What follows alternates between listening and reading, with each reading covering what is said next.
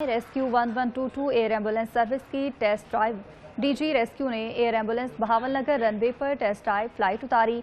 मजीद तफसीलात बता रहे हैं इस वक्त वहां पर मौजूद नुमाइंदा 7 न्यूज़ बहावलनगर राय इरफान आबिद। जी आबिद, आगाह कीजिएगा। बहावलनगर रनवे पर और वज़ीर पंजाब मरीम नवाज शरीफ की जानिब से जो है बहावलनगर के लिए एयर एम्बुलेंस का तोहफा दिया गया है, जिसको आज टेस्ट ड्राइव के लिए डीजी रेस्क्यू रिजवान नसीर साहब जो हैं वो लेकर आए हैं। उनसे बात करेंगे कि एयर एम्बुलेंस से बहावलनगर के अवाम को क्या फ़ायदा होगा। सर, ये बताइए कि बहावलनगर के अवाम जो है उसके लिए एयर एम्बुलेंस जो है वो कितनी कारगर है और कितनी फ़ायदेमंद है, इसके बारे में। आप सबको पता है कि जो दूर दराज इलाके हैं वहाँ पे कोई क्रिटिकल या शदीद सीरियस पेशेंट होता था तो उसको शिफ्ट करना हमेशा चैलेंज होता था। किसी स्पेशलाइज्ड हॉस्पिटल ले जाते हुए 4-4 घंटे लग जाते थे।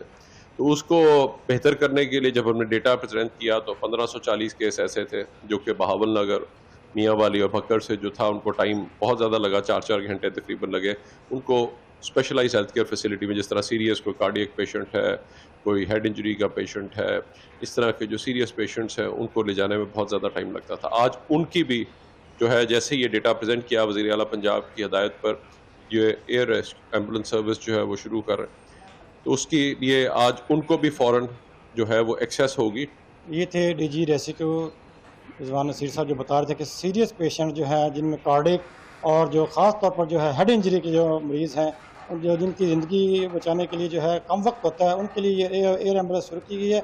और इसका आज टेस्ट जो है फ़्लाइट थी ताकि जो है इसका रनवे जो है वो चेक किया जा सके और सिविल एविएशन के साथ जो है मुकम्मल SOPs कंप्लीट होने के बाद जो है एयर एम्बुलेंस शुरू कर दी जाएगी। जी इरफान आबिद, आपका बहुत शुक्रिया।